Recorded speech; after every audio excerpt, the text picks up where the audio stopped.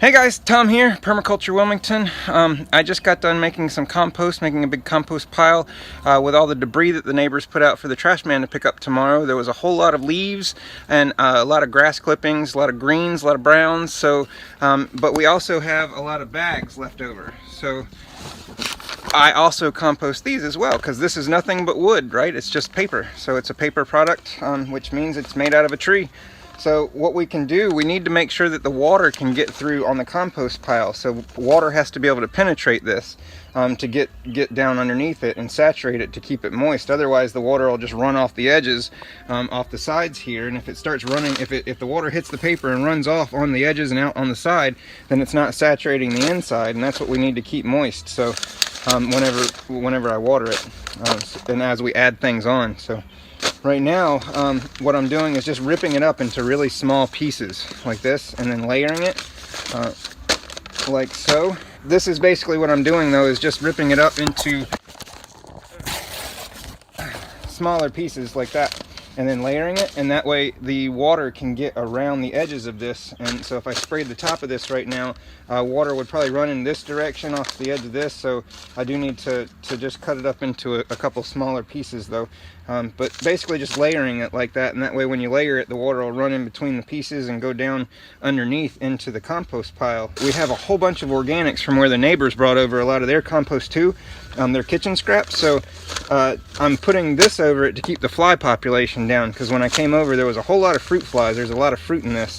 So this is basically just covering our nitrogen with carbon, and that's going to keep our fly population down at least to a minimum when I lift it up, so they don't fly out, and also to keep the smell down. It doesn't smell right now, actually.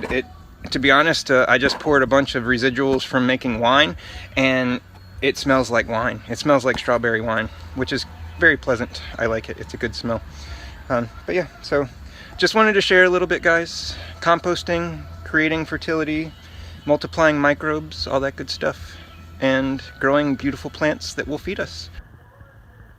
I'm about to take a big handful of the vermicast that I've got. This is my worm bin here, and I just pulled the vegetation back, and there's just tons of worms in here.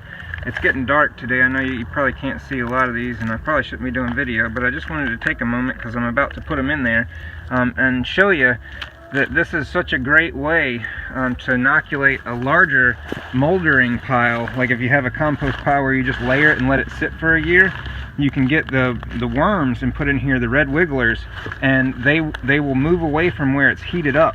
So if your compost bin is heating it all, and usually in the center where the biomass is, it'll get hot, but the worms will move towards the outside to stay cool, and then move into the middle and start consuming organics and bacteria and keep your biome in check in here. And I mean, it's just a really good idea to get some red wigglers to keep in any compost pile that you're not doing a thermal compost on. So this means that you're not letting it get like over 130 degrees. So anything like 80 degrees, something like that, then 100 degrees, just basically ambient temperature. Worms, man, put your worms in the bin. That's where it's at, guys. You come back a year later and you have a fungal dominated and bacteria dominated. So you got the fungus that's inside. If you got leaves in here, then there's fungus on the leaves. The spores are on the leaves naturally, but there's also fungus in the worm's gut. So that is a mycorrhizal fungus that lives in the soil that benefits a lot of plant life, guys. So worms, that's why vermicast is so good. It's the fungal, the fungus that's inside the worms that actually inoculates the vegetation as it passes through their system. So it's fascinating if you haven't looked that up. I mean, it's definitely something to read about.